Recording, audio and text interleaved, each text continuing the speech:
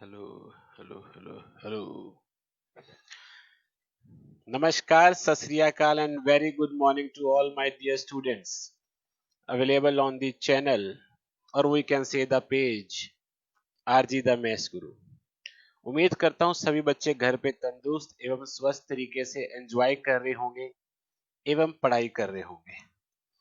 तो बच्चों, सबसे पहले तो सभी बच्चों को बहुत बहुत बधाई जिन बच्चों का कल 12th का रिजल्ट आया है, और उम्मीद करता हूं सभी बच्चों का रिजल्ट बहुत बहुत अच्छा आया होगा। जैसे मैंने ग्रुप में भी देखा, कुछ बच्चों की परसेंटेज बहुत ही अच्छी आई है, 95, 96, 98, 91 से अब तो बहुत सारे ही बच्चे मैंने देखे। तो सभी बच्चों को बहुत बहुत बधाई, और मैं उम्मीद करता हूं कि सभी काजू कतली के डब्बे जल्द ही हमें भिजवाएंगे। वैसे तो लॉकडाउन चल रहा है, चलो कोई बात नहीं, मैं आपको एड्रेस दे दूंगा, कुरियर कर सकते हैं, ऐसी कोई दिक्कत नहीं है बच्चों। और सेकेंडली बच्चों, जिन बच्चों के मैथमेटिक्स में 100 में से 95 प्लस मार्क्स आए हैं, उन सबको भी बहुत बहुत बधाई हो। और वो सब बच्चे बहुत बधाई के पात्र हैं, क्योंकि मैथमेटिक्स एक प्रैक्टिकल सब्जेक्ट के अंदर 98 भी मैंने देखा, एक बच्चे के 98 मार्क्स भी आए हैं। तो सभी को बहुत बहुत कॉन्ग्रेचुलेशंस। ठीक है बच्चों, तो चलिए आज बच्चों हमारा नेक्स्ट चैप्टर है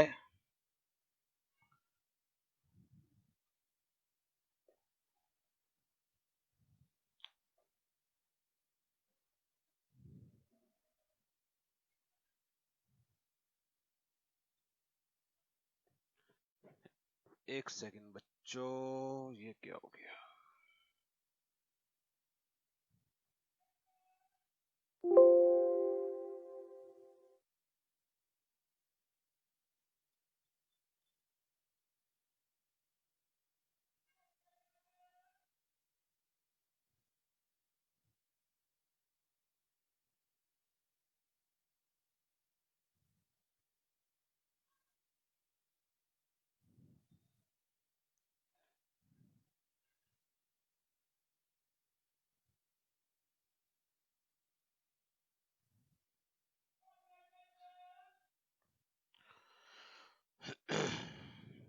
तो स्टार्ट करते हैं chapter number 8 as named you see on the screen, basic concepts of differential and integral calculus।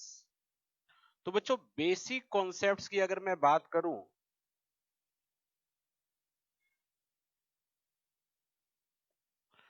Basic concepts में आपके इंटीग्रल और डिफरेंशियल कैलकुलस के सिर्फ उतना ही टॉपिक यहां पे आएगा जि, जितना 12th क्लास में आप बेसिक फर्स्ट और सेकंड एक्सरसाइज में पढ़ा करते थे। मतलब कोई जो हार्ड फॉर्मूलास आपके थे, जिसमें ट्रिग्नोमेट्री आती थी, जिसमें बड़े बड़े रूल्स आते थे, आपने वो कुछ भी नहीं पढ़ना, सिर्फ आपने उसके बेसिक कॉन्सेप्ट्स पढ़ने। ठीक है बच्चों, तो हम स्टार्ट करते हैं अपना chapter number 8 named as differential and integral calculus. सबसे पहले जो भी बच्चे इस टाइम कनेक्टेड हैं, हो सकता है कुछ बच्चे फेसबुक पे नहीं है, इस वजह से वो आज की क्लास में नहीं जुड़ पाएंगे। तो जो भी बच्चे कनेक्टेड नहीं है, वो सभी बच्चों को मैं बाद में रिकॉर्डेड क्लास भेज दूंगा, ताकि वो अपनी क्लास को बाद में देख पाएंगे, या फिर मैं ऐप पे अपलोड करके उनको दे दूंगा। तो बच्चों, टॉपिक का नाम है डिफरेंशिएशन। अब यहां पे बच्चों थोड़ा सा हम एक पॉइंट को समझ के चलें टॉपिक को स्टार्ट करने से पहले। वो पॉइंट ये है कि जो डिफरेंशिएशन हमारा टॉपिक है, वो थोड़ा नहीं, बहुत वास्ट टॉपिक है। अगर हम 12th के अकॉर्डिंग इसको समझे, तो derivatives is a very very wide topic. तो अगर डिफरेंशिएशन वास्ट है, तो सोचो इंटीग्रेशन वो कितना वास्ट होगा। तो इंटीग्रेशन उससे डबल वास्ट है। लेकिन बच्चों, हमने ये डेरिवेटिव्स और इंटीग्रेशन जो करना है, वो सिर्फ इस बिहाफ पे करना है कि उसके जो बेसिक कॉन्सेप्ट्स हैं, हमने सिर्फ और सिर्फ वही पढ़ने हैं। ठीक है बच्चों, तो स्टार्ट कर रहा हूं मैं chapter number 8 part A, derivatives और डिफरेंशिएशन। What is this? सबसे पहले बच्चों, अगर हमने आज तक पढ़ा कि जो डेरिवेटिव्स है वो है d y by D x, लेकिन ये d y by D x क्या है? आइए पहले समझते हैं कि d y by D x क्या है। D y by D x is rate of change of y with respect to x, rate of change of y with respect to x। अब ये रेट ऑफ चेंज एक्चुअली में होता क्या है, कैसे होता है? हमने वो जो इसकी ब्रीफ डिस्क्रिप्शन है उसकी बजाय सिर्फ इसका रूल समझना है, क्योंकि जो 11th और 12th में इसका थ्योरेटिकल डिस्क्रिप्शन है वो हमारा यहाँ पे सीए फाउंडेशन में हमें उसकी आवश्यकता नहीं है। तो सबसे पहले मैं अगर यहां लिखूं डी और फिर डी, जिसका रेट चेंज किया जा रहा है या फिर कहा जाए जिसका डेरिवेटिव निकाला जा रहा है वो तो यहां पर आएगा,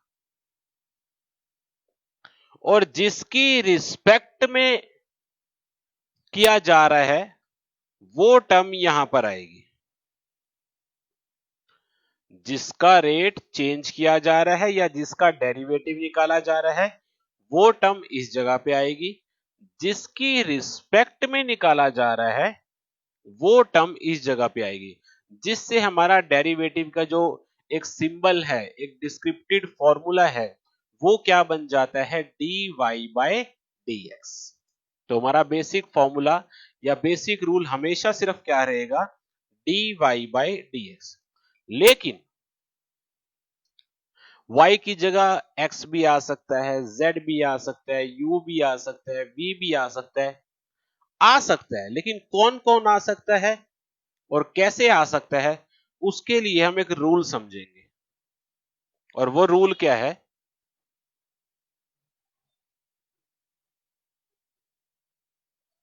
सम बेसिक फॉर्मूलाज।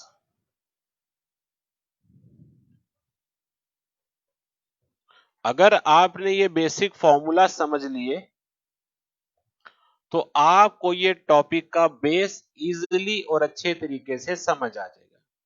तो सम बेसिक फॉर्मूलाज में सबसे पहले हमारा आता है डेरिवेटिव ऑफ। अगर मैं डेरिवेटिव ऑफ बोलूंगा इसका मतलब है D by D x. Specially अगर उसने ये नहीं बताया कि मुझे किसकी रिस्पेक्ट में डेरिवेटिव निकालना है तो हम बेसिक में हमेशा क्या लेते हैं? D by D x. तो derivative of X to the power N, derivative of X to the power N, इसका डेरिवेटिव क्या होगा? बहुत ही सिंपल फॉर्मूला है और कुछ क्या बहुत सारे बच्चों को मालूम भी होगा।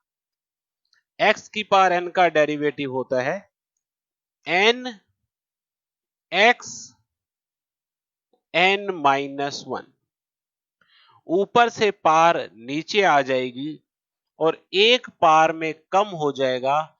ये x की पार n का डेरिवेटिव का फॉर्मूला भी है, रूल भी है और सिंबल भी है, ये थ्योरम भी है।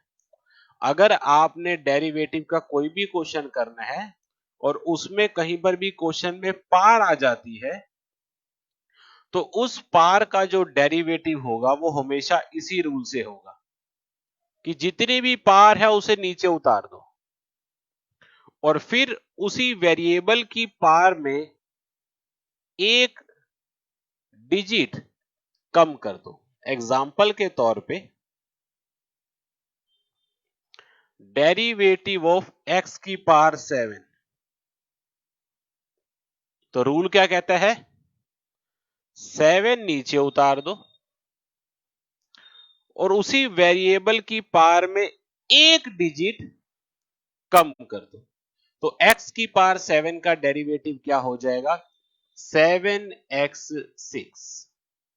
7 नीचे आ गया और एक पार में डिजिट जो है वो कम होगी। एक और एग्जांपल लेते हैं, सिंपल एक्स। अगर मैं एक अकेले एक्स की बात करूं तो अकेले एक्स का डेरिवेटिव क्या होगा? अब इसमें तो कोई पार ही नहीं है। अगर कोई पार नहीं है तो इसका मतलब वहां पे क्या पार होगी? 1 पार होगी। और x की पार 1 का डेरिवेटिव 1 आगे आ जाएगा और x में से 1 माइनस हो जाएगा और वो बन जाएगा x की पार 0। और किसी की भी पार 0 हो उसका आंसर किसके इक्वल होता है? 1 के।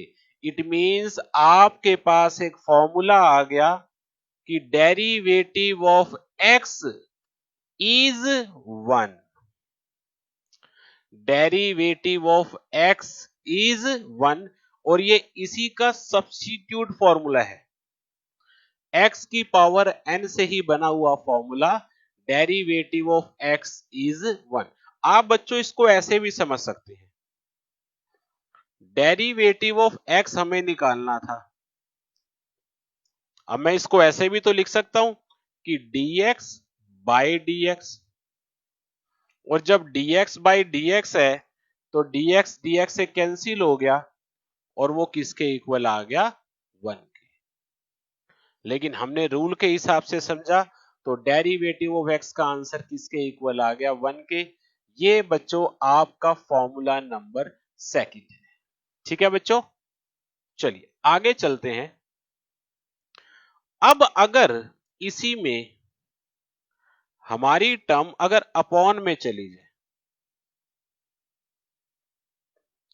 और वो कहे डेरिवेटिव ऑफ 1 अपॉन एक्स की पावर 7 निकालो, तो क्या तब भी यही रूल एप्लीकेबल होगा? बिल्कुल, तब भी यही रूल एप्लीकेबल होगा, लेकिन थोड़ा सा आपको उस क्वेश्चन को मॉडिफाई करना पड़ेगा। वो कैसे करना पड़ेगा? 1 अपॉन एक्स 7 को आप लिख सकते हैं एक्स की पावर -7। 1 अपॉन एक्स 7 जब पावर ऊपर जाती है तो नेगेटिव हो जाती है, या ऊपर से नीचे आती है तो भी नेगेटिव हो जाती है। अब आप इसका डेरिवेटिव करेंगे। आपका फॉर्मूला क्या था? पावर नीचे उतर जाएगी, जितनी भी पावर है वो नीचे उतर जाएगी और एक पावर में कम हो जाएगा। तो जब x की पावर -7 में मैं एक कम करूंगा तो -7 और -1 वो -8 हो जाएगा। काउंटिंग में बढ़ जाएगा लेकिन वैसे वो कम ही हो रहा है, क्योंकि -7 से जो हम आगे की तरफ जाएंगे -8, तो -8 और छोटा हो रहा है। ठीक है, और इसको सॉल्व करने के लिए हम नेगेटिव पावर को दोबारा पॉजिटिव बना के लिख लेंगे और वो बन जाएगा -7 upon x to the power 8। लेकिन बच्चों पेपर में आपके पास इतना टाइम नहीं है कि आप उसको इस प्रोसीजर से करते हुए सॉल्व करें। तो उसके लिए एक आपके लिए शॉर्टकट है। जैसे 1 अपॉन एक्स 7, अगर अपॉन में कभी भी वेरिएबल आ जाए और उसकी कोई भी पावर हो तो आपने क्या करना है? जो भी पावर है उसके साथ माइनस लगा के ऊपर लिख दो। जो भी पावर है उसके साथ नेगेटिव का साइन लगा के ऊपर लिख दो और नीचे उसी पावर में एक डिजिट बढ़ा दो। नीचे उसी पावर में एक डिजिट बढ़ा दो। बच्चों आपका वही आंसर आएगा जो आंसर आपने 3 स्टेप्स में निकाला है ना? कितना आसान। एक और एग्जांपल देखते हैं इसी चीज का। जैसे 1 upon x 32, 1 upon x to the power 32। तो शॉर्टकट क्या कहता है? जो भी यहां पे पावर है उसके साथ नेगेटिव का साइन लगा के लिख दो। जो भी पावर है उसके साथ नेगेटिव का साइन लगा के लिख दो और नीचे उसी पार में एक बढ़ा दो, आपका बच्चों वही आंसर आ जाएगा जो उसकी डेरिवेशन से आता है। उम्मीद करता हूं ये है छोटा शॉर्टकट, लेकिन सबको अच्छे से समझ यहां तक आ गया होगा। ठीक है बच्चों, तो एक बारी बच्चों आगे मेन चलने से पहले वो जो आप चैट में 3 शब्द लिखते हैं आप सभी बच्चे लिख देंगे और हम अपना टॉपिक आगे कंटिन्यू कर रहे हैं। अब बच्चों क्या होता है, कई बारी जो टर्म है ना वो फ्रैक्शन में आ जाती है। जो टर्म्स हैं वो क्या आ जाती हैं, फ्रैक्शन में आ जाती है। जैसे आप कह लो कि square root of x, cube root of x, x to the power 3/4, x to the power 5/8, ऐसी कोई भी टर्म्स बन जाती हैं तो उसका भी एक शॉर्टकट है, लेकिन पहले उसकी डेरिवेशन। तो पहले उसकी डेरिवेशन देख लेते हैं, क्या है उसकी डेरिवेशन। जैसे रूट एक्स है तो रूट एक्स का मतलब है एक्स टू द पावर 1/2। आपको मैंने सिखाया था कि इंडिसेस वाले चैप्टर में, फर्स्ट चैप्टर की सी एक्सरसाइज में, कि जो रूट होता है उसका मतलब होता है किसी की भी पावर 1/2। अब बच्चों मैं फॉर्मूला लगा रहा हूं, मेरा फॉर्मूला क्या कहता था, पावर नीचे उतार दो, पावर नीचे उतार दो और उसी पावर में से एक माइनस कर दो। अब बच्चों जब मैं 1/2 में से 1 को सब्ट्रैक्ट करूंगा तो ऑब्वियसली बात है कहीं ना कहीं फ्रैक्शनल टर्म आ जाएगी। तो आपको ये अच्छे तरीके से मालूम होना चाहिए कि ये आंसर एलसीएम से ही आएगा। ये तो छोटी टर्म है, आप सब जानते हैं कि हाफ में से 1 गया माइनस हाफ आ जाएगा, आप इजीली जानते हैं। लेकिन अगर फ्रैक्शन बड़ा हो तब आप क्या करेंगे, उसके लिए मैं आपको इस क्वेश्चन के बाद एक शॉर्टकट सिखाऊंगा। तो ये हो गया माइनस हाफ। लेकिन अभी मैंने आपको क्या सिखाया, जब भी नेगेटिव पावर आएगी आप उसको किस में कन्वर्ट कर देंगे, पॉजिटिव पावर में। तो ये हो जाएगा 1/2 एक्स की पावर हाफ।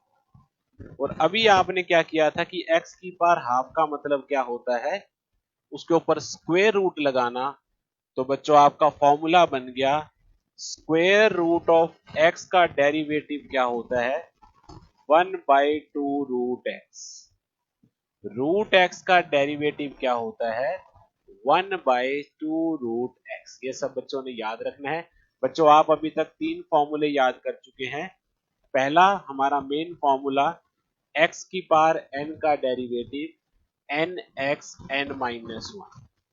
एक्स की पावर एन का डेरिवेटिव क्या है, पावर नीचे आ जाएगी और एक पावर में से कम हो जाएगा। इसी से हमारा सब्स्टिट्यूट निकला कि अगर अकेला x आ जाए तो उसका डेरिवेटिव क्या होगा। तो अकेले x का डेरिवेटिव क्या होगा, 1। अकेले x का डेरिवेटिव क्या होगा, 1 होगा। तीसरी हमने चीज सीखी इसी से कि अगर वो टर्म डिनोमिनेटर में आ जाए तो हमने शॉर्टकट क्या सीखा, जितनी भी पावर है उसके साथ नेगेटिव का साइन लगा दो और नीचे उसी पावर में एक बढ़ा दो, हमें पूरा डिराइव करने की आवश्यकता नहीं पड़ेगी। और last, square root of X का derivative 1/2 square root of X. लेकिन ये तो स्क्वायर रूट ऑफ एक्स का डेरिवेटिव हो गया ना बच्चों, अगर स्क्वायर रूट की जगह कोई भी और टर्म आ जाए तो क्या होगा, आइए मान लीजिए आपको वो कहते हैं कि डेरिवेटिव ऑफ एक्स की पावर 5/8 निकालिए। ऑब्वियसली बात है इतना छोटा क्वेश्चन नहीं आएगा, लेकिन किसी बड़े क्वेश्चन के अंदर ये छोटा सा पार्ट हो सकता है। तो अगर x की पावर 5/8 का आपको डेरिवेटिव निकालना है तो वो कैसे निकाला जाए, लगेगा रूल ही, लेकिन पहले रूल फिर शॉर्टकट। रूल क्या कहता है, पार नीचे उतार दो, जी उतार दी, पार में से एक कम कर दो। अब बच्चों जब आप 5/8 में से 1 को सब्ट्रैक्ट करोगे तो आप प्रॉपर एलसीएम लोगे, प्रॉपर एलसीएम लेंगे, आपका एलसीएम 8 आया, 5 माइनस 8, आपने आंसर लिखा -3/8। ये लिखा बच्चों। तो आपकी x की पावर आ गई -3/8। अब आपका आंसर आया 5/8, क्योंकि नेगेटिव पावर थी नीचे जाके पॉजिटिव हो गया x की पावर 5/8 का डेरिवेटिव। लेकिन अब बच्चों अगर बाई चांस x की पावर 8/5 होता, x की पावर 8/5 होता, तो आपका आंसर क्या आता? 8/5 आगे आ जाता। 8/5 में से जब आप 1 को सब्ट्रैक्ट करते तो वो हो जाता 8 - 5/8, वो हो जाता 3/8। तो आपको बच्चों नीचे जाने की आवश्यकता नहीं पड़ती। तो इसका मतलब बच्चों इसका आपने कोई शॉर्टकट नहीं लेना, लेकिन इसका क्या शॉर्टकट है वो समझेंगे। है दोनों के शॉर्टकट, ये नहीं एक का है। दूसरे का शॉर्टकट ये है कि आपको ये साइड पे एलसीएम लेने की आवश्यकता नहीं पड़ेगी। पहले का शॉर्टकट क्या है? एलसीएम तो वैसे ही लेने की आवश्यकता नहीं पड़ेगी, और सीधा यहां से यहां कैसे पहुंचोगे वो सिखाया जाएगा दोनों शॉर्टकट्स में। पहला, जब भी कभी कोई भी फ्रैक्शनल वैल्यू आए और आपका न्यूमरेटर डिनोमिनेटर से बड़ा हो, एक्स की कभी भी बार फ्रैक्शन में हो और न्यूमरेटर डिनोमिनेटर से बड़ा हो, तो ये वाली चीज तो आप जानते ही हैं कि 8/5 यहां पे आएगा ही आएगा इस तरीके से। ये बच्चों 8/5 था और आपने यहां पे लिख दिया 3/8। चलो वो तो कोई बात नहीं। अब बच्चों आपने यहां पे x की पावर जो 8/5 है, जब भी न्यूमरेटर डिनोमिनेटर से बड़ा होगा तो ये वाली जो टर्म आपने लिखी है 8/5 वाली, ये तो छोड़ दो, ये आंसर पे आ जाओ। इस आंसर का शॉर्टकट क्या है ध्यान से समझिएगा। डिनोमिनेटर तो ऐसे ही लिख दो, डिनोमिनेटर ऐसे ही लिख दो, और न्यूमरेटर में से डिनोमिनेटर को माइनस करके ऊपर लिख दो। खैर ये बच्चे जानते होंगे, लेकिन कई बच्चों ने ऐसा नहीं लगाया होगा। ये सब बच्चों के लिए, ऐसा मैं जानता हूं कि कुछ बच्चों को ये शॉर्ट ट्रिक ऑलरेडी मालूम भी होगी।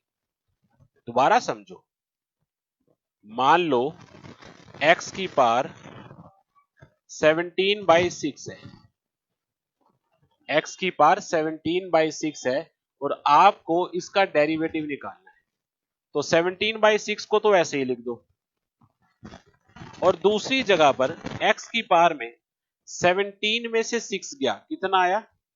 11। 17 में से 6 गया, कितना आया? 11। नीचे 6 ऐसे ही लिख दो, आपका आंसर आ। बच्चों ये कब लगाया? जब न्यूमरेटर डिनोमिनेटर से बड़ा होगा। अब जब न्यूमरेटर डिनोमिनेटर से छोटा हो गया बच्चों, आप आ गए बच्चों इस वाले क्वेश्चन में, जब न्यूमरेटर डिनोमिनेटर से छोटा हो गया। चीज बच्चों अभी भी वही करी है, हम एक स्टेप तो पूरा यहां पर भी कर सकते हैं। पावर लिख दी, नीचे वाला 8 लिख दिया, 5 में से 8 को सब्ट्रैक्ट कर दो, आ गया -3। 5 में से 8 को सब्ट्रैक्ट कर दो, आपका आंसर आ गया -3। और उसके बाद आप ये आंसर लिख सकते हो। लेकिन सीधा अगर आपको थर्ड स्टेप पे जाना है तो आप क्या करेंगे? थोड़ा सा कॉम्प्लिकेटेड है। मतलब सीधा अगर आपको वहां जाना है, जैसे 6/17 है, तो आपने क्या करना है, यहां तो लिख दो आप 6/17, और जब आपको यह पता है कि न्यूमरेटर डिनोमिनेटर से छोटा है, तो नीचे x लिखकर अपॉन में 17 लिखकर और 17 में से 6 को सब्ट्रैक्ट करके यहां लिख दो, आपका बच्चों यही आंसर आएगा, जो आंसर इस तरीके से आपने निकाला। ये है बच्चों आपकी शॉर्ट ट्रिक्स। जब फ्रैक्शनल आ जाए, अपॉन में आ जाए, न्यूमरेटर बड़ा आ जाए, डिनोमिनेटर बड़ा आ जाए, या फिर वो सिंपल रूट की फॉर्म में आ जाए। लेकिन अगर आप कहीं भी कंफ्यूज होते हैं, कभी भी कंफ्यूज होते हैं, तो आपके पास आपका बेसिक फॉर्मूला हमेशा है। जिस भी बच्चे को किसी भी स्टेप में आके कंफ्यूजन आए कि वो इन छोटी छोटी शॉर्ट ट्रिक में कंफ्यूज हो रहा है, तो वो बच्चा क्या करेगा, वो अपना ये वाला फॉर्मूला लगा देगा, x की power n equals n x n minus 1। ये ना हो कि आप टाइम बचाने के चक्कर में क्वेश्चन ही गलत कर बैठो, क्योंकि डेरिवेटिव्स और इंटीग्रल्स कई बच्चे 12th में इस पार्ट को छोड़ दिया करते हैं, जिस वजह से वो बच्चों को ये टॉपिक अच्छे से क्लैरिफाई नहीं होता। लेकिन यहाँ पे आपको समझना ही समझना पड़ेगा, क्योंकि 3 to 5 मार्क्स का अगर ये चैप्टर है 8A प्लस 8B, तो हम उसको ऐसे ही नहीं छोड़ सकते। ठीक है बच्चों, अब बच्चों चलते हैं अगले फॉर्मूलाज पे। अब बच्चों हमारे एक रूल्स आते हैं। एक फंक्शन का नाम होता है एक्सपोनेंशियल फंक्शन,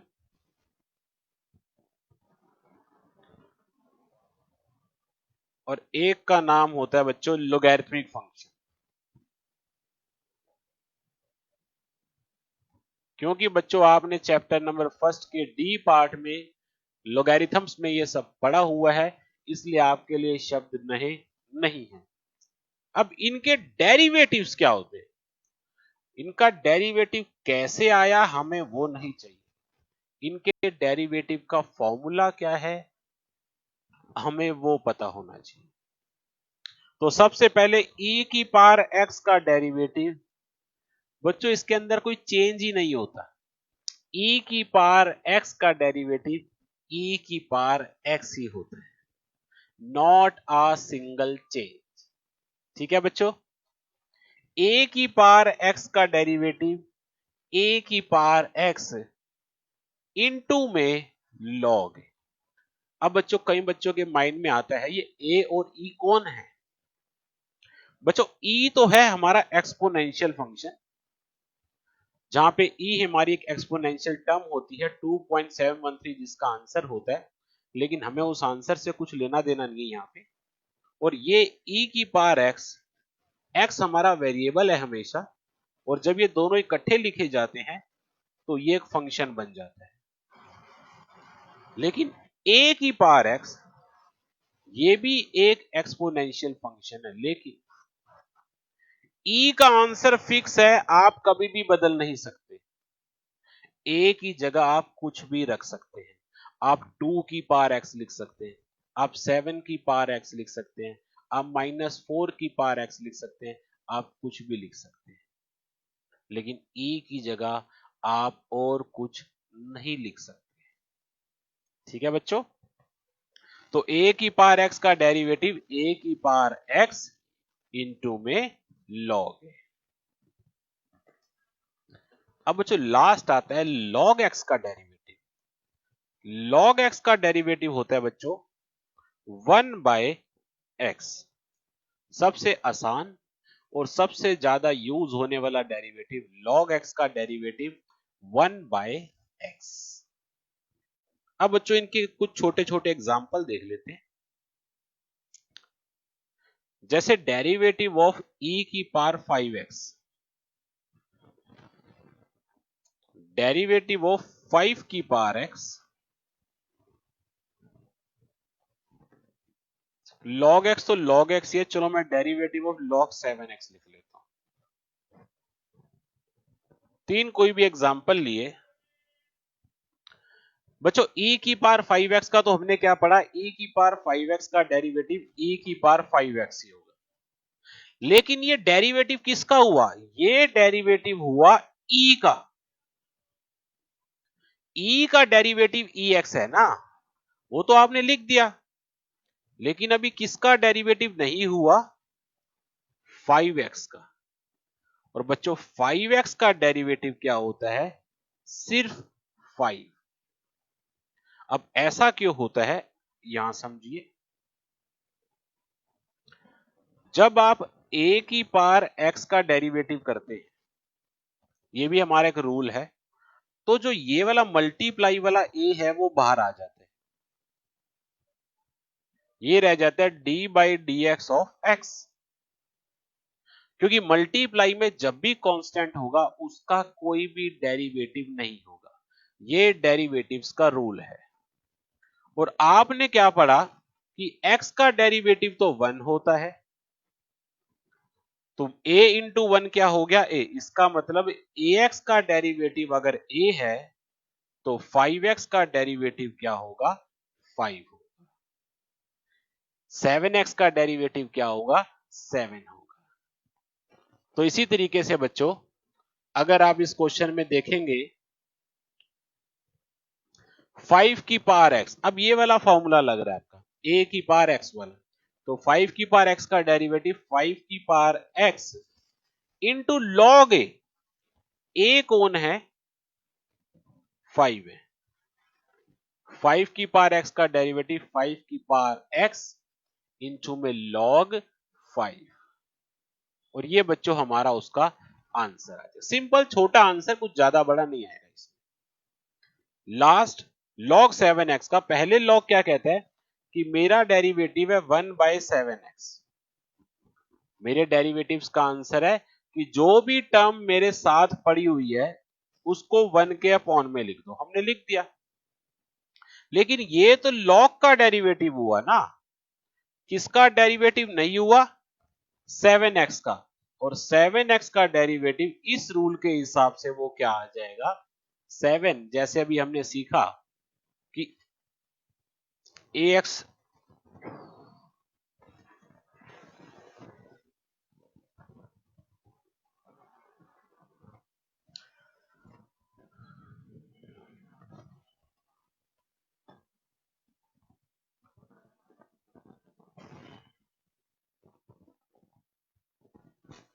एक सेकेंड बच्चों,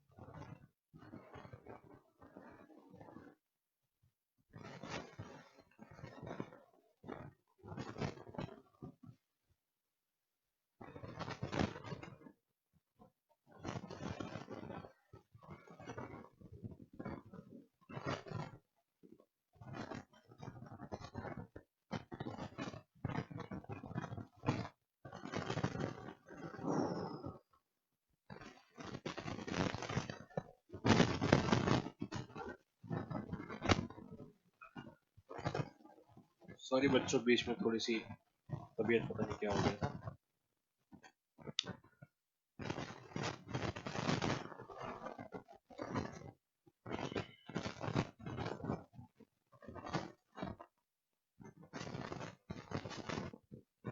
तो log 7x का हमारा डेरिवेटिव घूम फिर के वो किसके इक्वल आ गया 1/x के इक्वल आ गया। तो ये थे बच्चे हमारे कुछ फॉर्मूलास, बस इसमें एक टर्म रह जाती है हमारी, और वो टर्म क्या रह जाती है कि अगर हमारे पास x हो ही ना, अगर हमारे पास x हो ही ना और सिंपल एक कांस्टेंट a हो b हो c हो d हो कुछ भी हो, तो उसका डेरिवेटिव बच्चों हमेशा किसके इक्वल होगा? 0 के इक्वल होगा। दैट मीन्स अगर हमारे पास डेरिवेटिव ऑफ 7 होगा तो उसका आंसर किसके इक्वल आ जाएगा? 0 के इक्वल आ जाएगा। तो ये बच्चों हमारे डेरिवेटिव के फॉर्मूलाज हैं। रोहन कह रहा है सर आपने ऊपर रूल में तो ऐसा लिखा ही नहीं कि उसका भी डेरिवेटिव लेना होता है। बेटा रूल ही चल रहे हैं रोहन, अभी रूल ही समझा रहा हूं मैं, रूल खत्म थोड़ी हुए हैं कहीं पे। रूल अभी पूरे चल रहे हैं, ये जो भी लास्ट तक भी हम पढ़ रहे हैं सारे रूल्स ही पढ़ रहे हैं, अभी टॉपिक नहीं खत्म हुआ हमारा। चलिए अब बच्चों इसके अंदर हमारा जो नेक्स्ट है, इसके बाद आते हैं हमारे रूल्स। और रूल्स में हमारे पास बच्चों 2 रूल्स हैं। उन 2 रूल्स के बिहाफ पे हमारे बड़े सारे टॉपिक्स कवर अप होंगे। तो स्टार्ट करते हैं पहले रूल से। The first rule is named as product rule.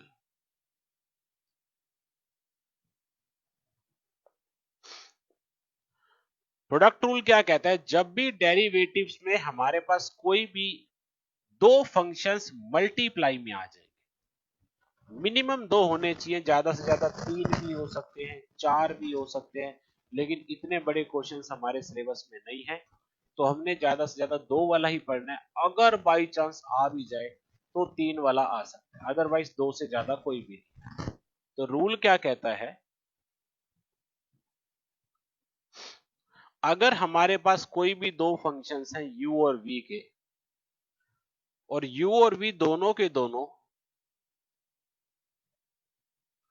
x के फंक्शंस हैं, तो हमारा रूल क्या कहता है? First as it is second का डेरिवेटिव कर दो, plus second as it is first का डेरिवेटिव कर दो। u as it is derivatives of v plus v as it is derivative of u। इसको बच्चों आप ऐसे भी याद कर सकते हो कि जैसे फर्स्ट इंटू सेकंड है, तो आप इसको यूं भी पढ़ सकते हो, किसी एक को फर्स्ट मान लिया, किसी एक को सेकंड मान लिया। First as it is derivative of second plus second as it is derivative of first. तो आप इसको इस तरीके से भी लर्न कर सकते हो, फर्स्ट और सेकंड की फॉर्म में भी याद किया जा सकता है। एग्जाम्पल के साथ ही समझेंगे ताकि आपको अच्छे से क्लियर हो जाए। जैसे बच्चों मान लो हमारे पास 2 फंक्शन है, x की पावर 5 इंटू में e की पावर 8x। x की पावर 5 इंटू में e की पावर 8x, और हमें बच्चों इसका डेरिवेटिव्स निकालना है। तो रूल क्या कहता है? पहले मैं रूल के हिसाब से लिखूंगा। रूल क्या कहता है? First as it is derivatives of second plus second as it is derivative of first. एक को ऐसे ही छोड़ना है, दूसरे का डेरिवेटिव करना है, फिर दूसरे को ऐसे ही छोड़ना है, फर्स्ट का डेरिवेटिव करना है, और उनका आंसर क्या आ जाएगा देख लेते हैं। अभी हमने सीखा कि e की पावर 8x का डेरिवेटिव क्या होता है बच्चों? e की पावर 8x का डेरिवेटिव e की पावर 8x, उसमें कोई चेंज ही नहीं होता। तो हमारा e की पावर 8x का आंसर आ जाएगा e to the power 8x। अब साथ में है 8x, और 8x का आपको पता है कि साथ में क्या डेरिवेटिव लग जाएगा? 8x का डेरिवेटिव 8। 8x का डेरिवेटिव क्या आ जाएगा? 8 आ जाएगा। प्लस में ये एज इट इज है, जिसके बाहर d बाई डी एक्स लिखा हुआ है, जिसके बाहर डी बाई डी एक्स लिखा हुआ है, सिर्फ डेरिवेटिव उसी का होना है। डी बाई डी एक्स सिर्फ फर्स्ट वाले में तो e to the power 8x के आगे लिखा हुआ है, और सेकंड वाले में x टू दी पावर 5 के आगे लिखा हुआ है। तो x टू दी पावर 5 का डेरिवेटिव क्या आ जाएगा? 5x4। रूल आपको याद है, पहले पार नीचे आ जाएगी, पहले पार नीचे आ जाएगी और एक पार में से कम हो जाएगी। बच्चों हमारा आंसर आ गया।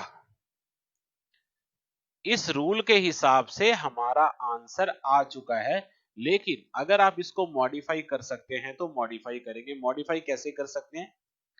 डिजिट को आगे लिख लेंगे, बाकी टर्म्स ऐसे ही।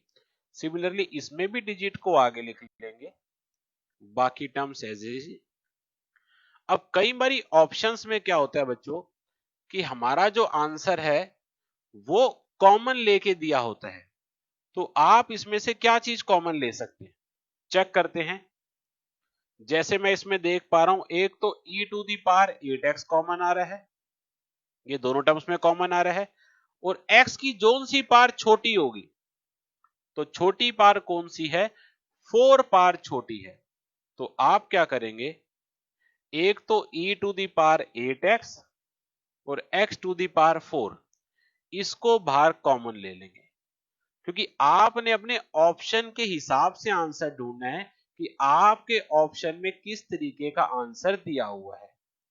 तो अंदर बच गया 8, 5 x की पावर 5 में से x की पावर 4 चले गए, एक x रह गया, प्लस 5 रह गया, ये पूरा चला गया। ये बच्चों हमारा लास्ट तरह का आंसर ऑप्शन में दिया हो सकता है, कहीं पर भी छोड़ सकता है वो, लेकिन आपको ऑप्शन क्वेश्चन के हिसाब से ही ढूंढने पड़ेंगे। ठीक है बच्चों, क्लियर है सबको प्रोडक्ट रूल? चलिए, प्रोडक्ट रूल के बाद हमारा सेकंड रूल आता है डिवाइड रूल।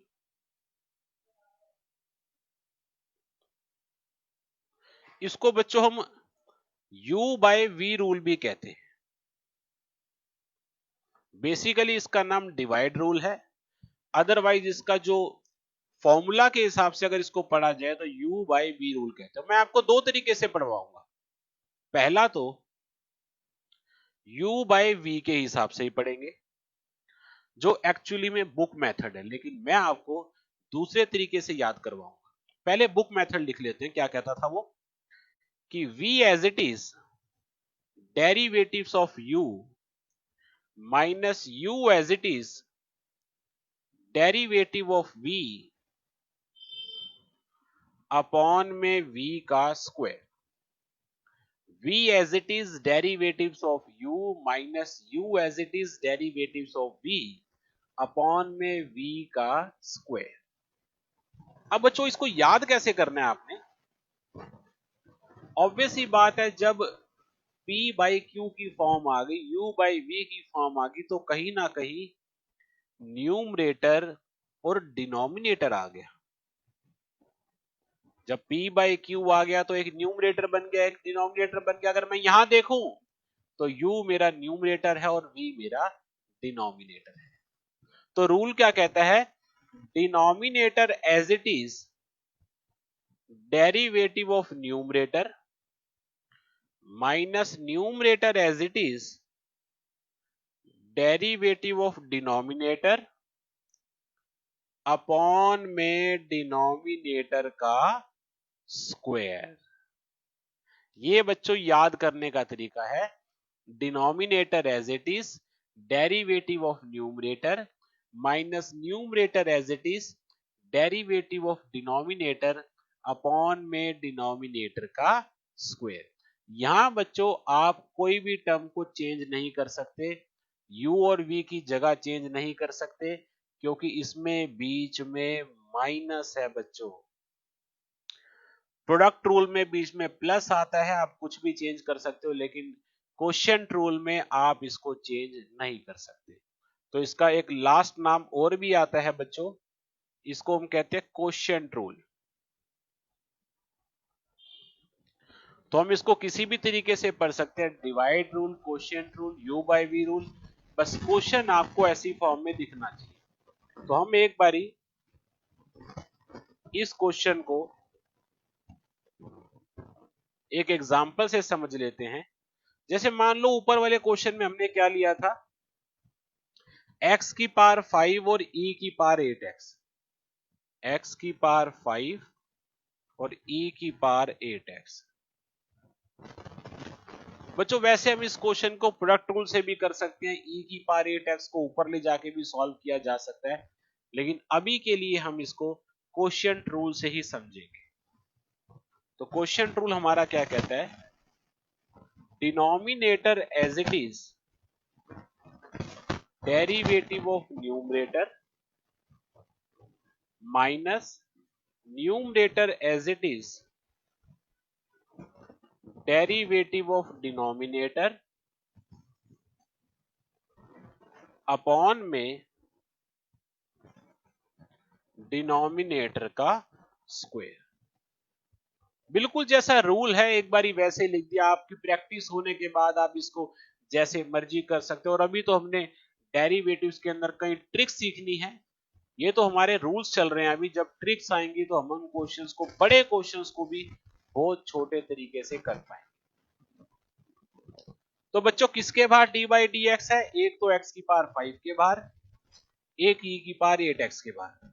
बाकी किसी भी टर्म को चेंज नहीं करना, e की पावर 8x लिख दो एज इट इज।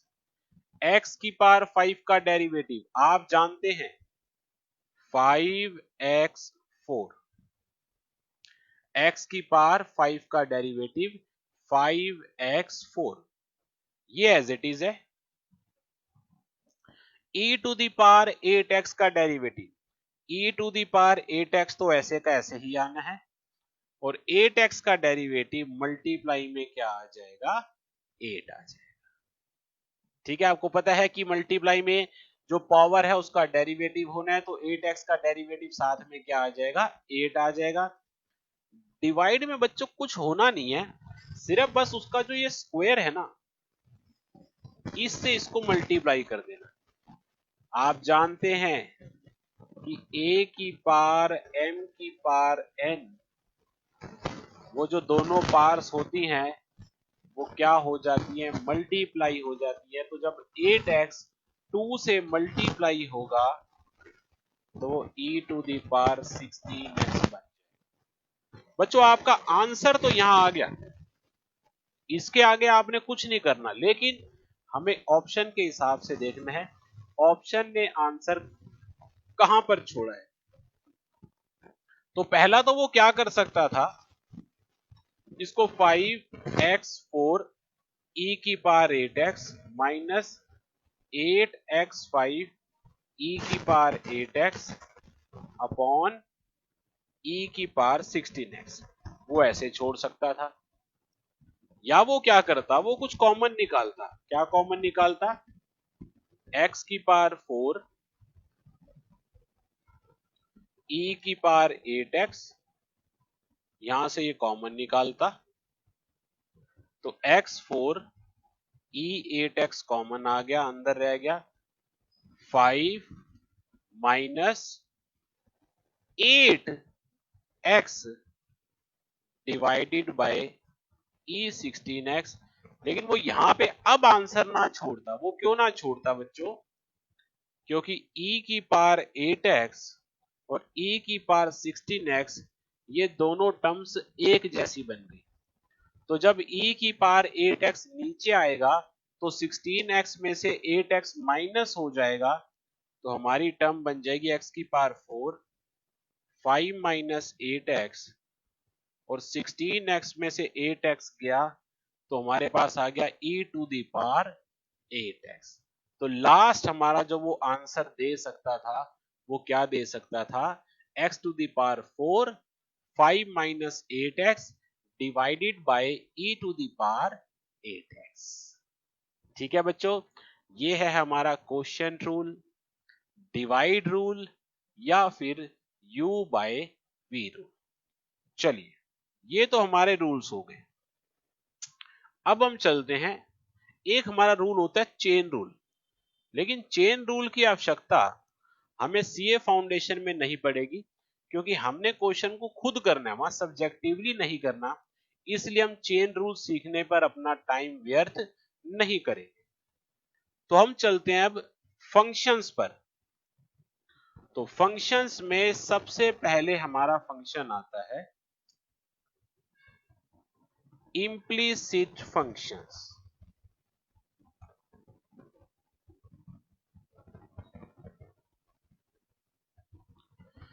सबसे पहला फंक्शन हमारा आता है बच्चों इम्प्लीसिट फंक्शंस। अब इम्प्लीसिट फंक्शंस क्या कहते हैं? अब आपके मन में आता है ये इम्प्लीसिट फंक्शंस हैं, तो कोई इसके अलावा एक्सप्लिसिट भी तो होता होगा ना? बिल्कुल होते हैं, एक्सप्लिसिट फंक्शंस भी होते हैं। जब y का आंसर x की फॉर्म में हो या x का आंसर y की फॉर्म में हो, तो उनको कहा जाता है एक्सप्लिसिट फंक्शंस। लेकिन जो चीज यहां पे है नहीं उसके बारे में सोचना नहीं है, लेकिन जनरल नॉलेज के लिए बताया जा सकता है। तो फिर इम्प्लीसिट क्या होते हैं? जब कभी भी x और y की वैल्यूज आप अलग अलग ना कर पाओ और वो एक ही इक्वेशन में x और y एक साथ दिए जाएं, ऐसे फंक्शंस को हम क्या कहते हैं? Implicit functions.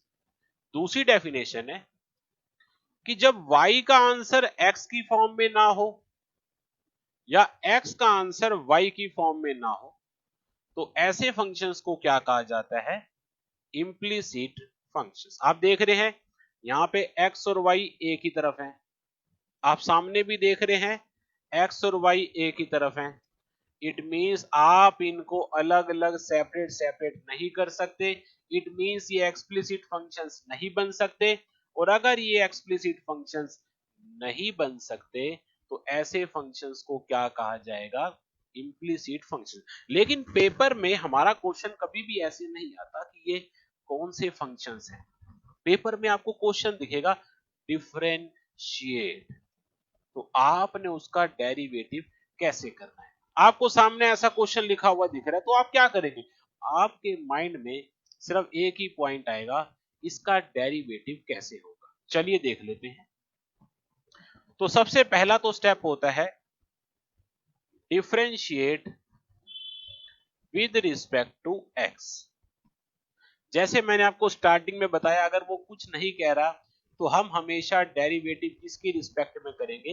एक्स की रिस्पेक्ट में करेंगे। तो ये क्या आ गया? Differentiate with respect to x. अब बच्चों इसका डेरिवेटिव, सबसे पहले एक्स क्यूब का डेरिवेटिव। एक्स क्यूब का डेरिवेटिव 3x स्क्वायर। रूल आपको याद है बच्चों? एक्स क्यूब का डेरिवेटिव पावर नीचे आ जाएगी, एक पावर में से कम हो जाएगा, 3x स्क्वायर। अब बात आती है एक्स क्यूब का डेरिवेटिव तो 3x स्क्वायर हो गया, लेकिन वाई क्यूब का डेरिवेटिव क्या होगा? वाई क्यूब का डेरिवेटिव भी इसी तरीके से होगा 3y स्क्वायर। तो दोनों में फर्क क्या आया? सबसे बड़ा और सबसे मेन फर्क ये है, जब आप एक्स क्यूब का डेरिवेटिव कर रहे हो तो एक्स क्यूब का डेरिवेटिव तो 3x स्क्वायर हो गया। अब किसी बच्चे ने पूछा था कि हमें ये तो बताया नहीं गया था कि इसके साथ और कोई डेरिवेटिव भी होना या नहीं होना, तो वहीं से एक क्वेश्चन और आता है, ये आपने पावर का डेरिवेटिव किया। किसका डेरिवेटिव करा? पावर का। लेकिन किसका डेरिवेटिव रह गया? उसके फंक्शन का, उसके बेस का, उसकी टर्म का। मतलब किसका डेरिवेटिव रह गया? एक्स का डेरिवेटिव रह गया। तो एक्स का डेरिवेटिव इनटू में साथ में D by D x of x आता है। लेकिन जब D by D x of x आता है तो कुछ भी नहीं बचता, घूम फिर के हमारा आंसर क्या आ जाता है? 3x square. इसीलिए हम साथ में इस वाले स्टेप को नहीं लिखते, मेंशन तो नहीं करते ना इस स्टेप को साथ में, जब सिर्फ अकेला x होता है।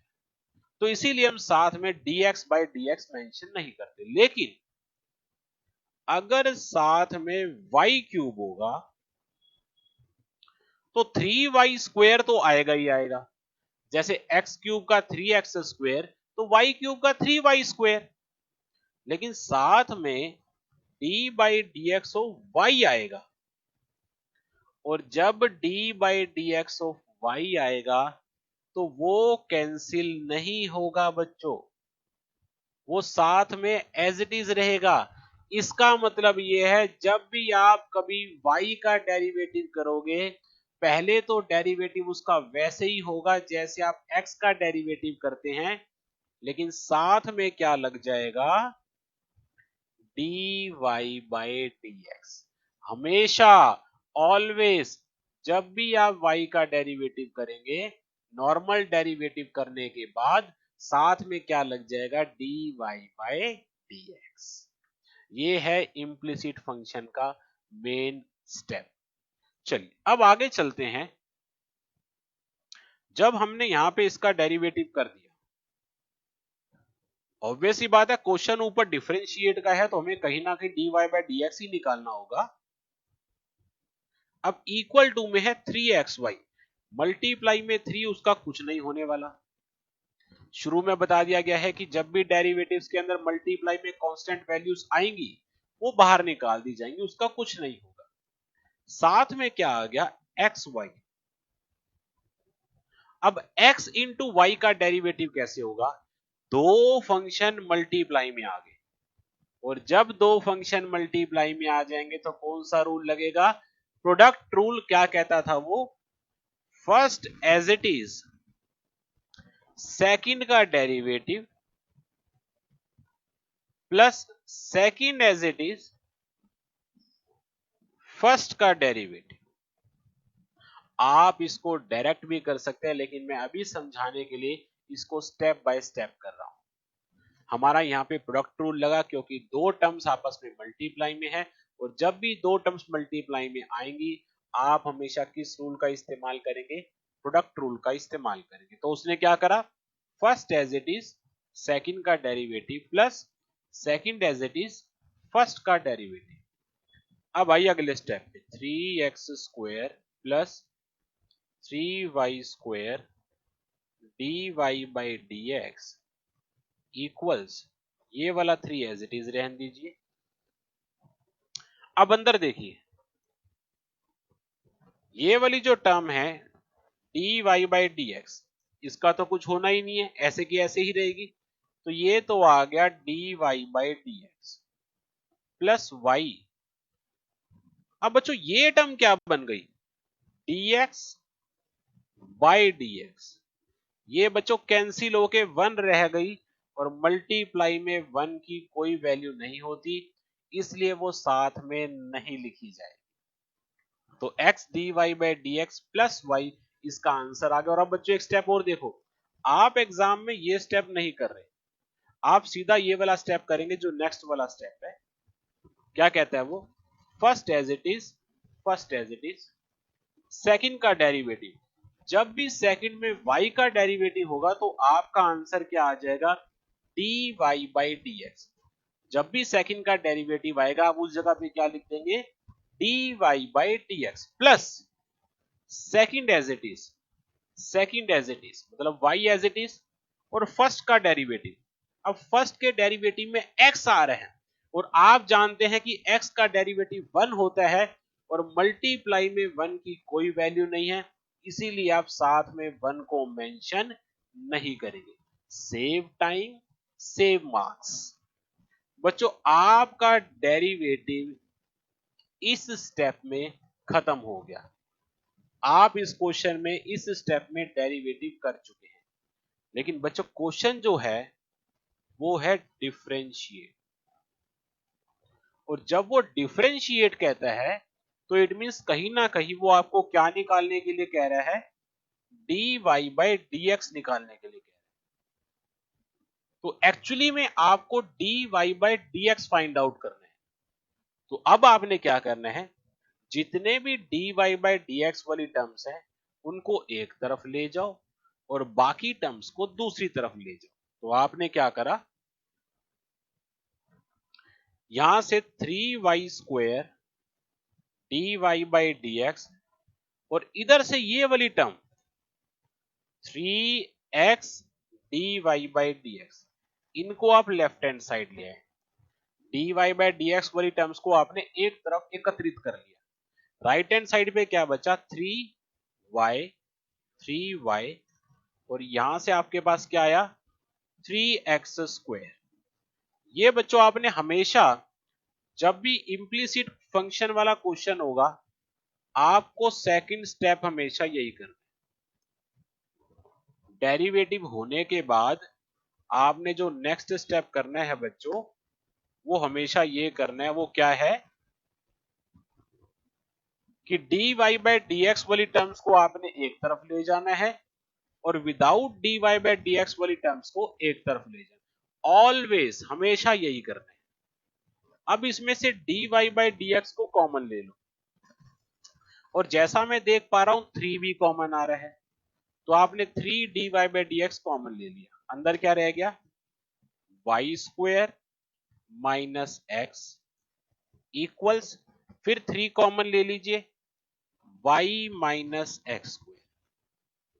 3 से 3 कैंसिल हो गया।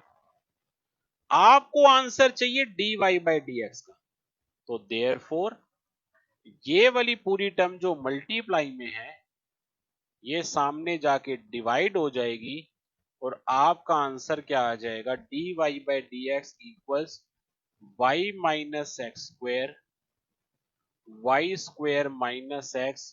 और ये बच्चों आपका इम्प्लीसिट फंक्शन का इस क्वेश्चन का आंसर आ गया। और अगर आपके एग्जाम में इम्प्लीसिट फंक्शन का कोई क्वेश्चन आता है, तो आपको हमेशा यही पैटर्न फॉलो करना पड़ेगा। बच्चों मैं इसकी आपको ट्रिक भी सिखाऊंगा, लेकिन वो मैं सिखाऊंगा आपको नेक्स्ट क्लास में। एक ऐसी शॉर्ट ट्रिक सिखाऊंगा कि इम्प्लीसिट फंक्शन के जो ये मैंने 4 स्टेप करे हैं, पहले मुझे ये सिखाने जरूरी थे, क्योंकि इसके अंदर जो ट्रिक्स हैं वो ट्रिक्स भी थोड़ी कॉम्प्लिकेटेड हैं। आप बिना ये 4 स्टेप करे इस आंसर को डायरेक्ट भी निकाल पाएंगे, लेकिन उसकी डिस्कशन हम अभी नेक्स्ट क्लास में करेंगे। अभी आज हम पहले सारे फंक्शंस को समझेंगे। नेक्स्ट फंक्शन है बच्चों हमारा, जिसका नाम है पैरामीट्रिक फंक्शन।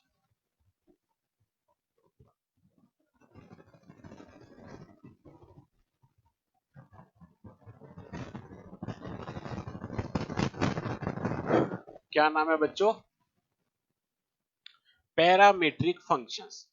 पैरामीट्रिक फंक्शंस क्या होते हैं बच्चों?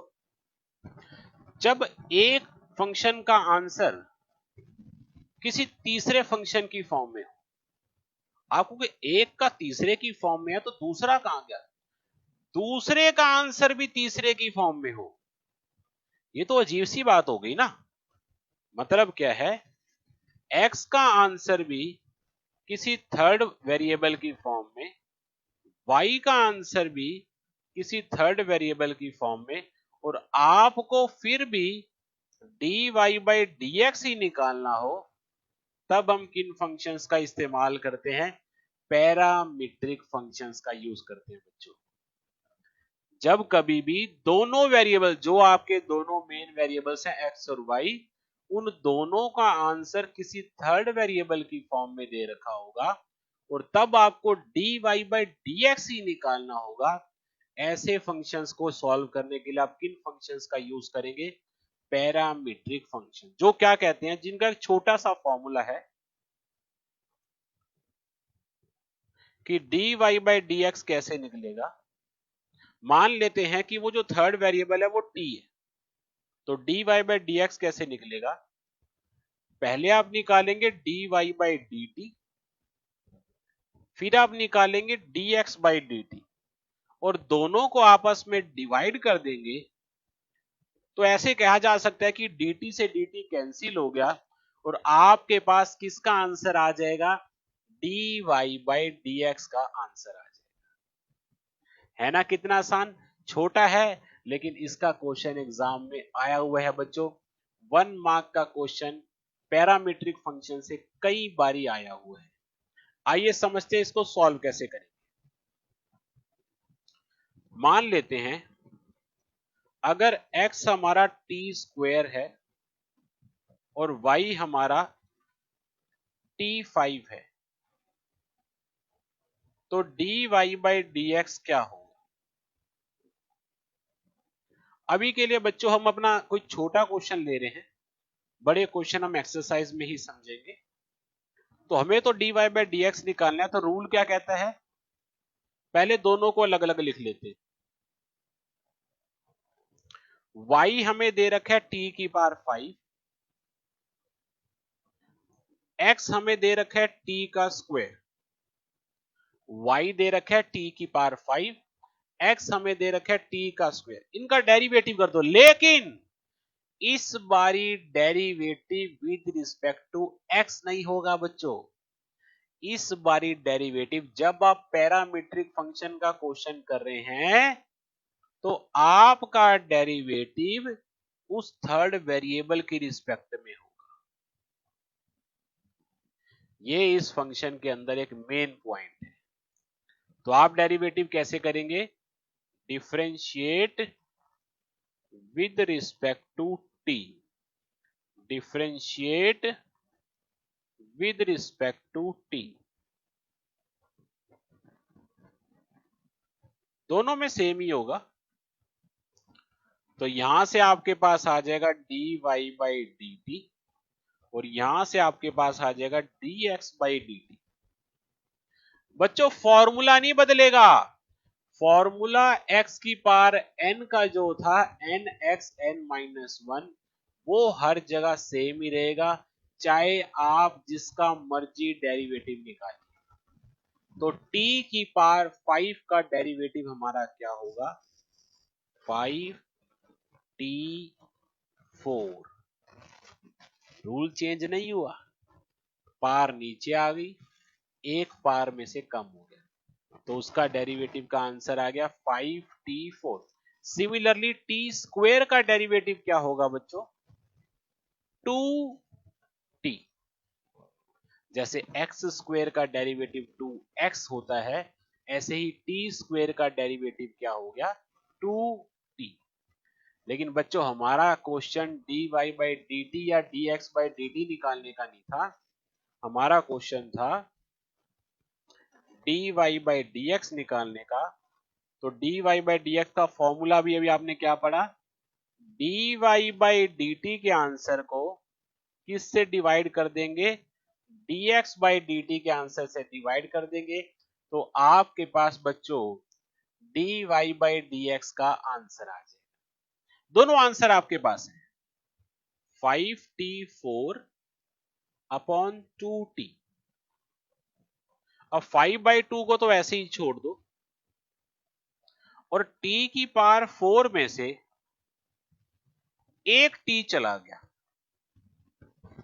तो t की पावर 3 बच गया। और ये बच्चों आपके पैरामीट्रिक फंक्शन का सॉल्व करने का क्वेश्चन का आंसर आ। ठीक है बच्चों, क्लियर है सबको? उम्मीद करता हूं यहां तक अभी तक जितने भी पढ़े हैं सारे टॉपिक सारे क्वेश्चंस हर बच्चों को अच्छे तरीके से समझ आ गए। ठीक है बच्चों, चलिए नेक्स्ट टॉपिक पे चलते हैं।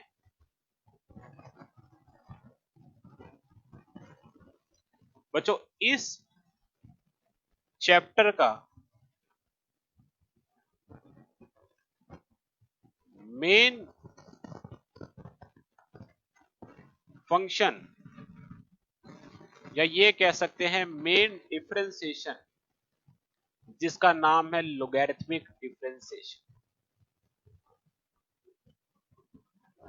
बच्चों वैसे तो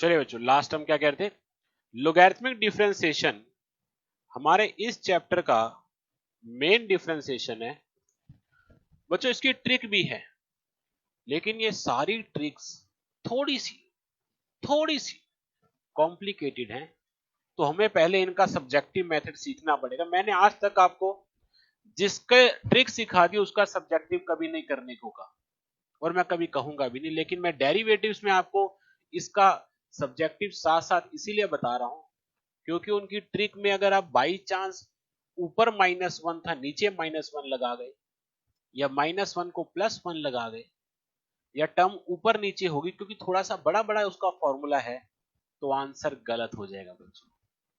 और ऐसी कंफ्यूजन आपको कभी भी हो, किसी में भी हो, पुरानी सिखाई गई किसी भी ट्रिक में हो, तो आप सब्जेक्टिव फॉर्मूला ही यूज करेंगे। ठीक है बच्चों, चलिए, लोगैरिथमिक डिफरेंशिएशन का इस्तेमाल कब होता है? x की पावर a की पावर x, a की पावर a, x की पावर x। आप इनमें से किस किस का डेरिवेटिव कर चुके हैं? x की पावर a का मतलब है x की पावर 7। एग्जाम्पल ले रहा हूं कि a को मैंने 7 मान लिया, a की पावर x का मतलब मैंने ले लिया 7 की पावर x, a की पावर a का मतलब हो गया 7 की पावर 7, x की पावर x का मतलब x की पावर x। इसको तो मैं चेंज नहीं कर सकता ना, तो आपने इसका डेरिवेटिव भी पढ़ लिया, आपने इसका डेरिवेटिव भी पढ़ लिया। ये तो वैसे ही कांस्टेंट है जिसका डेरिवेटिव 0 होता है, लेकिन आपने x की पावर x का कोई भी डेरिवेटिव नहीं पढ़ा। और ये कब लगता है? जब भी कभी वेरिएबल की पावर वेरिएबल आएगा, तो हम किस डिफरेंशिएशन का यूज करेंगे? Log differentiation. जब भी कभी वेरिएबल की पावर वेरिएबल आएगा, तब हम किस डिफरेंशिएशन का इस्तेमाल करेंगे? Logarithmic differentiation. अब लोगैरिथमिक डिफरेंशिएशन क्या कहती है और कैसे वर्क करती है, आइए वो समझते हैं। ये समझ भी एग्जांपल से ही आएगा, मेरे को अपने आप को एग्जांपल एज्यूम करना पड़ेगा। मान लो यही है, डिफरेंशिएट x की power x with respect to x। इसी को क्वेश्चन मान लेते हैं कि आपको x की पावर x का ही डेरिवेटिव निकालना। ट्रिक के ऊपर बात हम नेक्स्ट क्लास में करेंगे, लेकिन इसको एक्चुअली में सब्जेक्टिवली कैसे सॉल्व करना है, आइए वो समझ लेते हैं। जो भी क्वेश्चन है, पहले आपने उसको y सपोज कर लेना। क्या सपोज कर लेना है आपने उसको? y, मतलब कोई भी एक नाम दे देना है कि वो आपने उसको y सपोज कर लिया, तो y equals x to the power x। अब आपने क्या करना है इसमें? Taking log on both sides, दोनों तरफ आपने log ले लेना है। तो log लेने से क्या होगा? ये हो गया log y, ये हो गया log x to the power x। बच्चों कौन सा रूल बन गया ये आपका? लोगैरिथम डिफरेंशिएशन में कौन सा रूल लग गया? चैप्टर फर्स्ट डी पार्ट का रूल लग गया, जो क्या कहता था आपको कि अगर कभी भी लॉग के साथ उसकी टर्म की पार में कुछ भी होगा तो वो आगे आ जाएगा। कि log m की पावर n किसके इक्वल होता था? n log m के। तो हमारे पास यहां पे क्या आ गया? जो ये पार वाला x था ना, ये आगे आ गया। यहां कोई चेंज नहीं हुआ अभी तक, ये एज इट इज है। log y इक्वल्स में क्या आ गया? x log x। x log x, तो बच्चों ये दो फंक्शन मल्टीप्लाई में बन गए।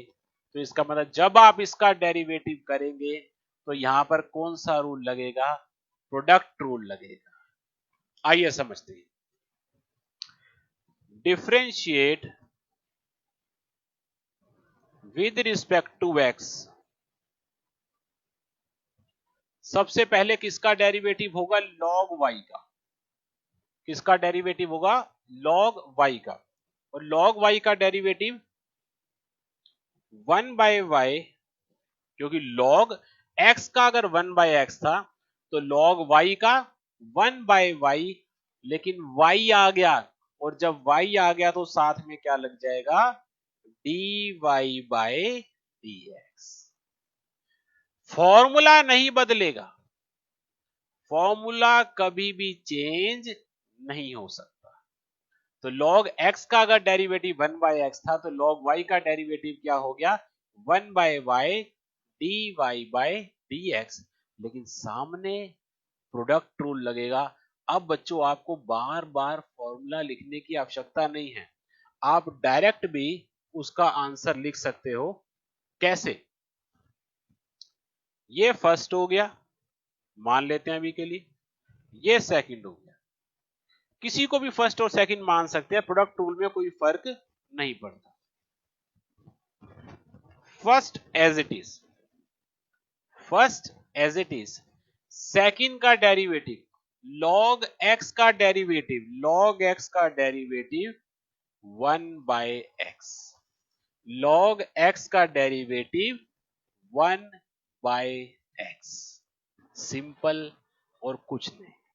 ये पहला स्टेप।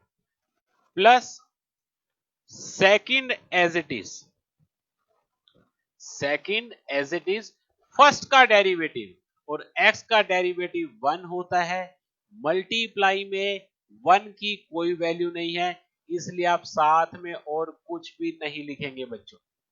लिखेंगे भी 1 तो आगे वो किसी भी स्टेप में काउंटिंग नहीं हो, आपका डेरिवेटिव हो गया, आंसर नहीं आया।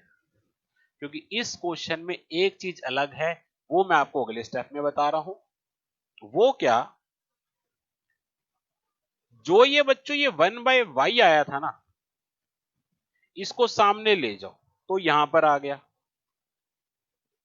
और यहां क्या हुआ? इस x से x ये कैंसिल हो गया, तो ये रह गया 1 प्लस लॉग एक्स। अब आपको लगता होगा अब तो आंसर आ गया, लेकिन बच्चों अभी भी आंसर नहीं आया। और वो क्यों नहीं आया? क्योंकि y आपने क्वेश्चन में किसी को नाम दिया था, y आपने क्वेश्चन में किसी को नाम दिया था, और वो y आपने किसको नाम दिया था? x to the power x को नाम दिया था। तो यहां पे बच्चों y की जगह पर x to the power x आ जाएगा, और ये जब आपने y का आंसर रखा तो ये आपका आंसर है किसका? इतनी छोटी टर्म का, x to the power x का एक छोटी सी टर्म का डेरिवेटिव का आपका फॉर्मूला, आपका आंसर वो है x to the power x multiplied by 1 plus log. आप अब याद भी रख सकते हो, अब जरूरी नहीं आपने उसको डिराइव भी करना है। आप इस क्वेश्चन में x to the power x का डेरिवेटिव अब आप याद रख सकते हो। आपके पेपर में अगर क्वेश्चन आता है, क्योंकि छोटा है, x to the power x का डेरिवेटिव का फॉर्मूला क्या होता है? x to the power x multiplied by 1 plus log x। This differentiation, this function is known as logarithmic differentiation। कब लगेगा? जब भी कभी वेरिएबल की पार वेरिएबल आएगा, तब बच्चों आप इस डिफरेंशिएशन का इस्तेमाल करेंगे। ठीक है बच्चों, चलिए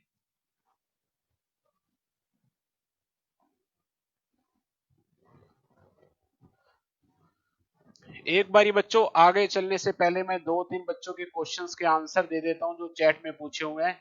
रोहन कह रहा है e की पावर 5x इंटू 5 पर रूल में तो e की पावर x है। रोहन e की पावर x फॉर्मूला है, जो e की पावर x है ये फॉर्मूला है। अब फॉर्मूला में e की पावर में कुछ भी आ सकता है, वो क्वेश्चन बन जाएगा। e की पावर रूट x हो सकता है, e की पावर log x हो सकता है, e की पावर x स्क्वायर हो सकता है। e नहीं बदलेगा, लेकिन जहां जहां पर मैंने x लिखा है वो वेरिएबल लिखा है, वो चेंज हो सकता है। तो e की पावर में कुछ भी चेंज किया जा सकता है।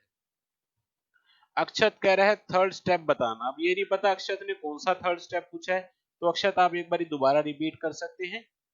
गरीशा a की पावर a का 0 होता है। बिल्कुल गरीशा, a की पावर a का मतलब है कांस्टेंट की पावर कांस्टेंट। जैसे मैं 2 की पावर 4 लिख दूं, जरूरी नहीं कि दोनों टर्म सेम होगी, वैसे हम इसको a की पावर b भी लिख सकते हैं, लेकिन कांस्टेंट की कोई भी पावर हो, 2 की पावर सेम हो या सेम ना भी हो, तो 2 की पावर 4 का मतलब हो गया 16, और 16 एक कांस्टेंट क्वांटिटी है जिसके अंदर कोई भी वेरिएबल मौजूद नहीं है। तो 16 का जो हमारा डेरिवेटिव होगा वो किसके इक्वल आएगा? 0 के इक्वल आएगा। अक्षत कह रहे इम्प्लीसिट का,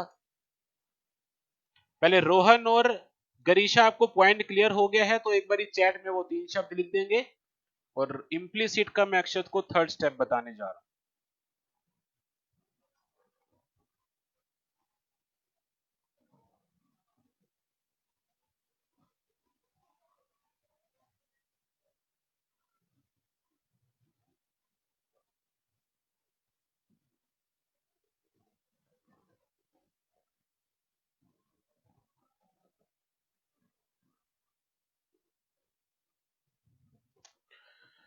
चलिए, थर्ड स्टेप में हमने क्या किया था अक्षत?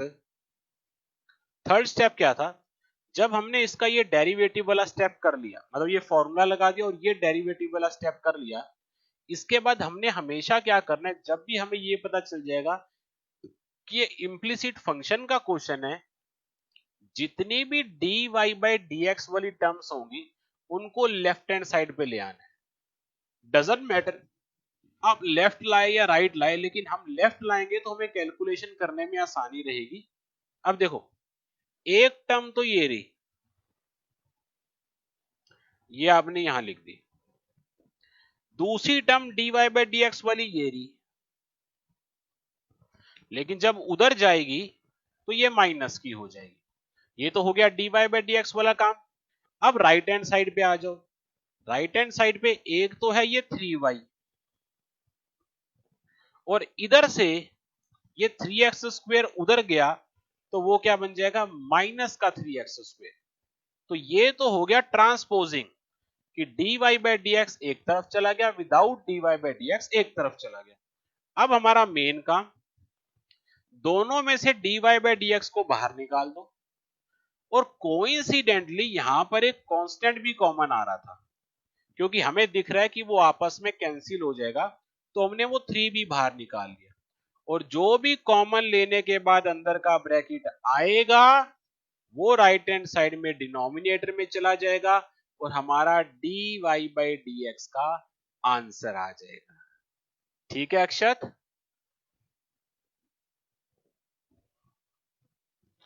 गरीशा करिए, अभी जो आपने ई वाला कुछ इरेज किया वो क्या था? गरीशा, वो दूसरे बच्चों का जो क्वेश्चन था उसका आंसर दिया हुआ था। अच्छा, आपका ही क्वेश्चन था ई वाला,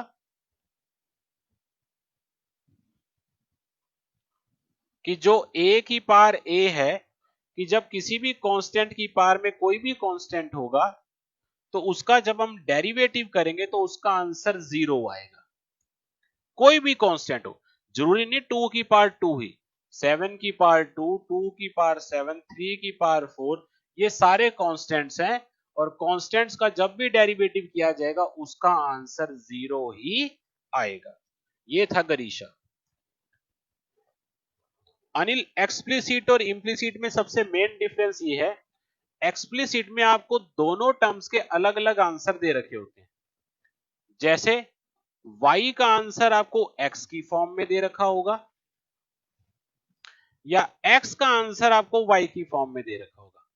ये तो है एक्सप्लिसिट फंक्शंस, जो आप 11th क्लास में या 12th क्लास के स्टार्टिंग की एक्सरसाइजेस में पढ़ते हुए आते हैं।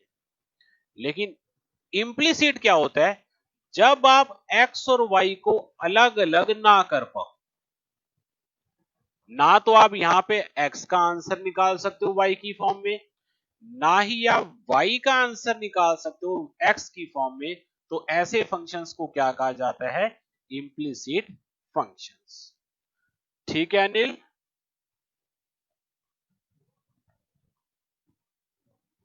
अब ऐसे नहीं पता गरीशा, वो आप वाला क्वेश्चन किसी और का क्वेश्चन होगा, मैंने रब कर दिया है, तो मुझे ऐसे मालूम नहीं पड़ेगा। जो आप वाला क्वेश्चन था वो आपके पास पहुंच चुका है।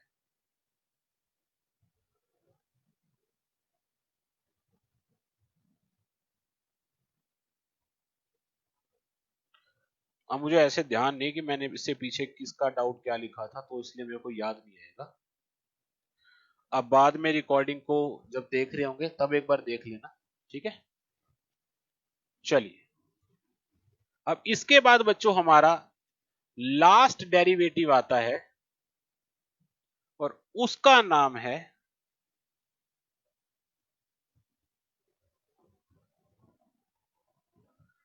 Double derivative. अब उसको डबल भी कह लेते हैं और कई बारी सेकंड भी कह लेते हैं।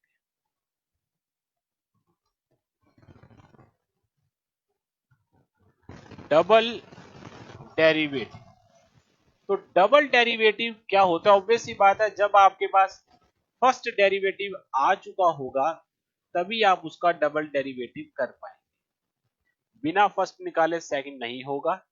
है क्या चीज बच्चों? सबसे बड़ी चीज, बच्चों को इसमें सिंबल पता नहीं चलते कि डबल डेरिवेटिव के क्या क्या सिंबल हो सकते हैं। पहले मैं आपको उसके सिंबल बताना चाहूंगा, और सिंबल मैं आपको ऐसे बताऊंगा कि y है, फर्स्ट डेरिवेटिव का क्या सिंबल हो सकता है और फिर सेकंड का क्या हो सकता है।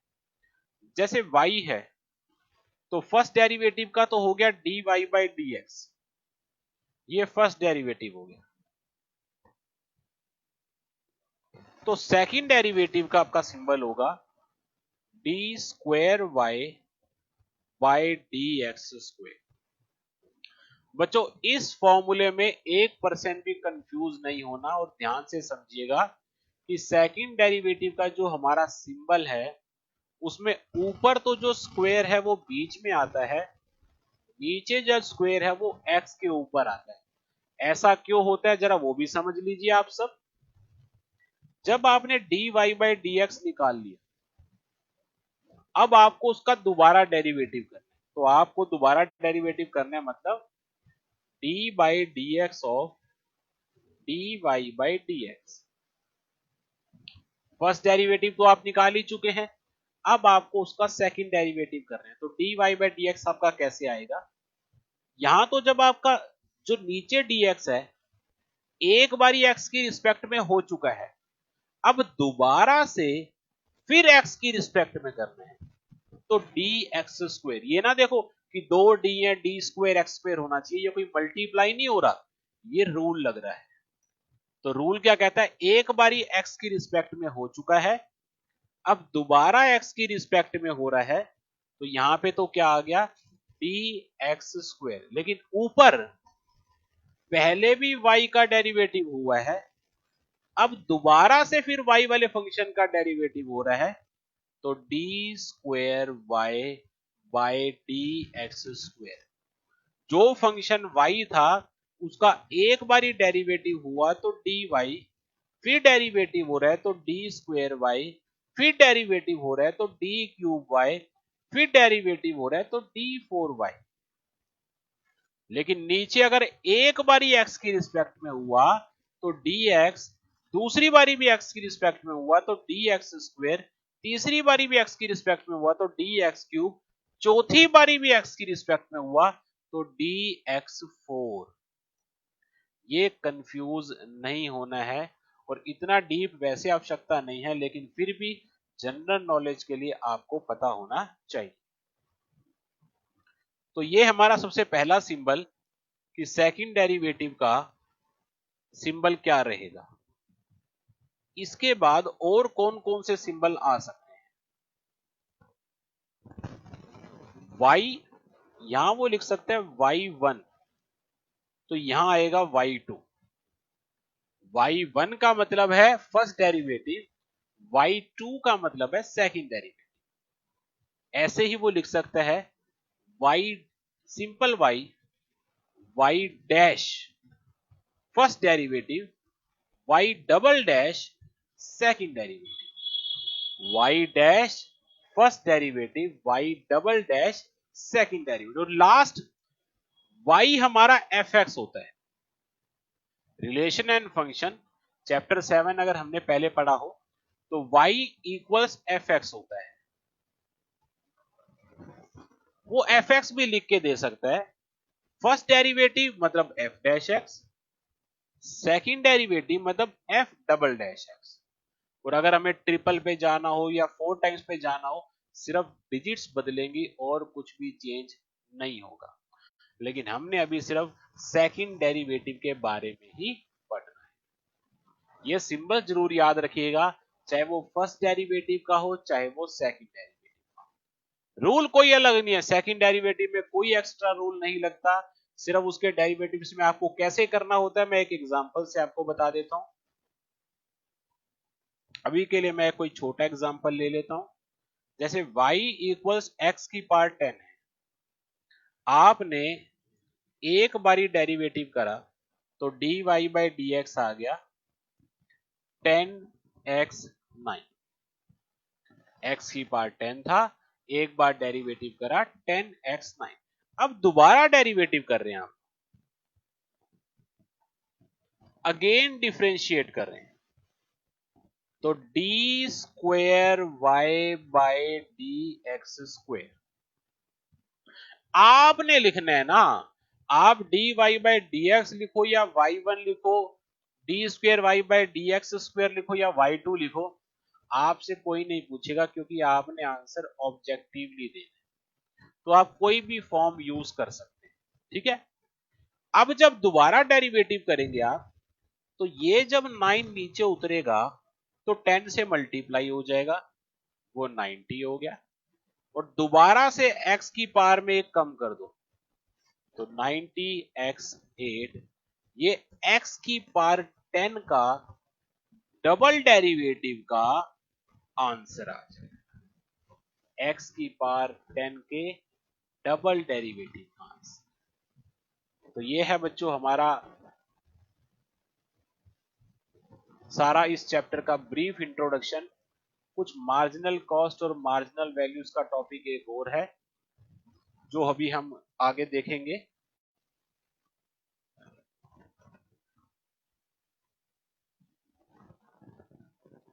हाँ रोहन, वही अभी जो डिस्क्राइब करा, ऊपर D2 नीचे D1, D2 क्यों है उसके बारे में डिस्क्रिप्शन मैंने दे दी। शायद आपने वीडियो आपके पास स्लो आ रही है, आपने शायद देखा नहीं होगा।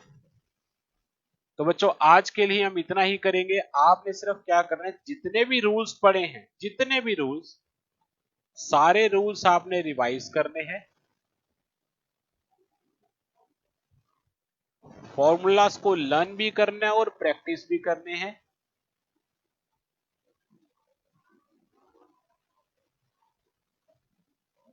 और साथ साथ जो इससे रिलेटेड एग्जाम्पल्स हैं, इससे रिलेटेड उनको रीड, ट्राई एंड प्रैक्टिस। हो या ना हो बाद की बात है, उसके लिए मैं बैठा हुआ हूं, लेकिन आपने एक बार इनको रीड आउट जरूर करना है, ठीक है बच्चों। आज के लिए इतना ही, तब तक के लिए घर पे ही बने रहें, आसपास सफाई रखें, बड़ों का आदर सत्कार करें, छोटों से प्यार करें। मैं रोहित ग्रोवर आज की इस क्लास में अपने नन्हे मुन्ने बच्चों से अलविदा लेता हूं। Take care, bye bye.